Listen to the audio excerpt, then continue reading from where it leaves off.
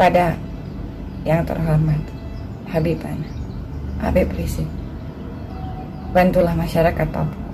Kenapa saya tidak setuju kalau Aceh melepaskan diri dari Indonesia? Kalau Anda melepaskan diri dari Indonesia, saudara, akibatnya apa?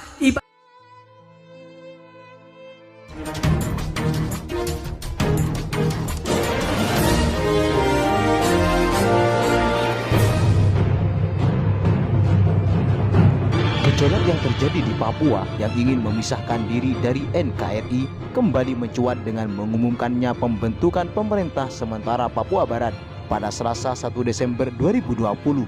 Benny Wenda yang menobatkan dirinya sebagai Presiden Pemerintahan Sementara Papua Barat menegaskan bahwa pihaknya tidak akan lagi tunduk pada aturan militer ilegal Jakarta. Mulai 1 Desember 2020, pihaknya sudah mulai menerapkan konstitusi sendiri dan kembali ke tanah kedaulatan. Di tengah gejolak itu, perhatian publik juga diarahkan pada usulan agar Habib Rizik Syihab atau HRS menjadi juru damai di Papua. Usulan itu datang dari Mariska Lubis, seorang penulis perempuan. Melalui video yang diunggahnya di akun Twitter pribadinya, Mariska menyorot konflik Papua dan juga melihat kemampuan Habib Rizik Syihab dalam berdiplomasi. Beberapa kejadian terkait dengan Habib Rizik, termasuk soal kepulangannya ke Indonesia, Mariska berkesimpulan bahwa Habib Rizik adalah orang yang hebat. Dari itulah Mariska memiliki pandangan bahwa Habib Rizik Syihab punya kemampuan untuk menjadi juru damai antara pemerintah Indonesia dengan warga Papua yang ingin memisahkan diri dari NKRI. Dalam caption video tersebut, Mariska menulis, "Secara pribadi, saya meminta dengan hormat kepada yang terhormat Habibana Habib Rizik Syihab untuk menjadi juru damai Papua. Sesuai ajaran Islam, mendamaikan adalah perbuatan mulia dan saya yakin beliau sanggup," tulis Mariska Lubis. Diplomasi dan bernegosiasi untuk mencapai sebuah perdamaian. Kita semua, bahkan masyarakat Papua pun saya yakin belajar bagaimana dari kasus Timor Timur dan juga bahkan kasus dari reformasi, di mana emosi yang kemudian dihembuskan oleh kepentingan-kepentingan politik pada akhirnya hanya menjerumuskan. Hembusan ini bisa dari dalam, bisa juga dari luar. Dan lobby-lobby hanya sekitar posisi, jabatan, kekuasaan. Itu bukan politik yang sesungguhnya. Itu hanya politik praktis. Dan politik bukan hanya sekedar soal aktivis, bukan soal sekedar partai, bukan soal sekedar pemerintahan. Politik adalah soal kehidupan. Bagaimana kita mencapai tujuan dalam hidup. Dalam hal ini, saya melihat bagaimana kehebatan seorang Habib Rizik yang saya hormati, kemampuan diplomasi dan bernegosiasinya. Mungkin hal ini tidak terlalu banyak dilihat oleh banyak orang, tetapi saya pribadi melihatnya. Tidak mungkin seorang Habibana ini bisa membesarkan FPI, bahkan bisa pulang ke Indonesia bila tidak memiliki kemampuan yang kuat soal ini. Dan saya respect, hormat akan hal ini. Oleh karena itu saya pribadi meminta kepada yang terhormat Habib Rizik, bantulah masyarakat Papua, berikanlah perdamaian bagi masyarakat Papua di sana. Kontak fisik tidak akan memenangkan apa-apa. Emosi hanya akan memberikan solusi yang tepat. Tidak ada sosok lain yang ideal yang bisa melakukan perdamaian Papua saat ini selain Habib. Semoga diterima. Assalamualaikum warahmatullahi wabarakatuh. Apa yang disampaikan oleh Mariska Lubis ini merupakan ide serius yang patut dicermati. Sebab dalam pengalamannya, Habib Rizik Syihab memiliki pandangan persatuan melalui pendekatan yang unik. Ini terlihat bagaimana ia menjelaskan kepada masyarakat Aceh agar tidak memisahkan diri dari NKRI. Aceh ini modal dan model bagi bangsa Indonesia, saudara.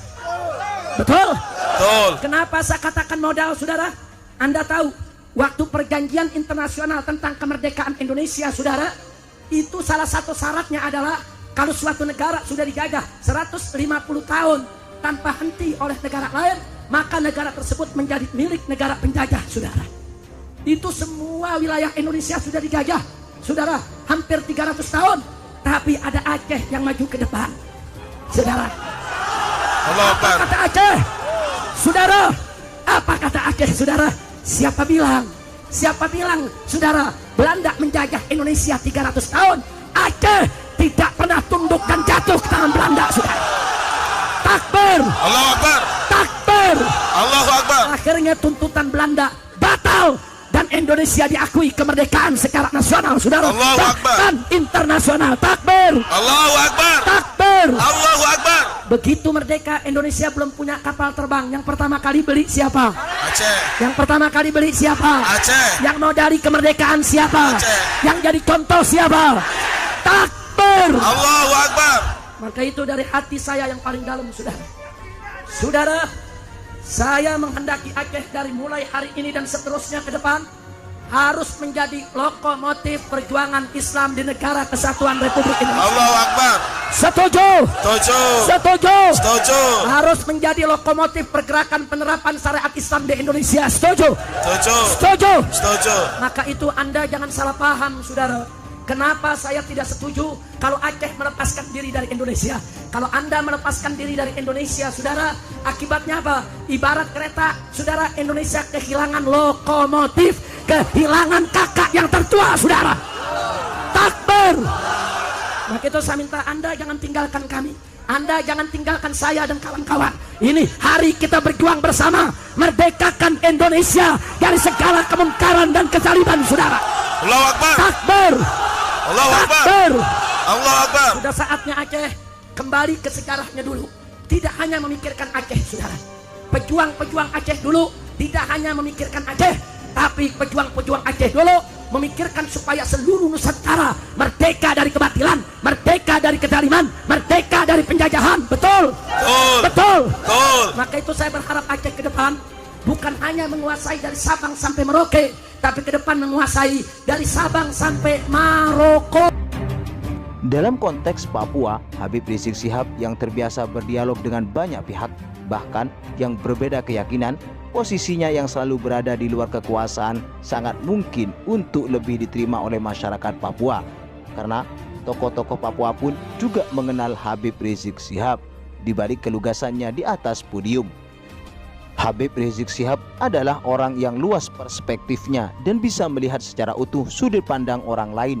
Dia bisa menjembatani berbagai kepentingan dengan secara adil. Bisa jadi pemerintah saat ini berbeda dengan Habib Rizik Syihab, dan tentu saja perbedaan itu tak harus disatukan. Namun dalam soal NKRI tidak ada perbedaan di antara keduanya. Pemerintah bisa memanfaatkan karisma Habib Rizik Syihab untuk menjadi jembatan bagi masyarakat Papua. Setidaknya pandangan itulah yang ditulis oleh Ges Khalifah. Jika memang memiliki itikat baik untuk merawat NKRI seutuhnya tanpa ada riak disintegrasi, apa salahnya mencoba usulan dari Mariska Lubis?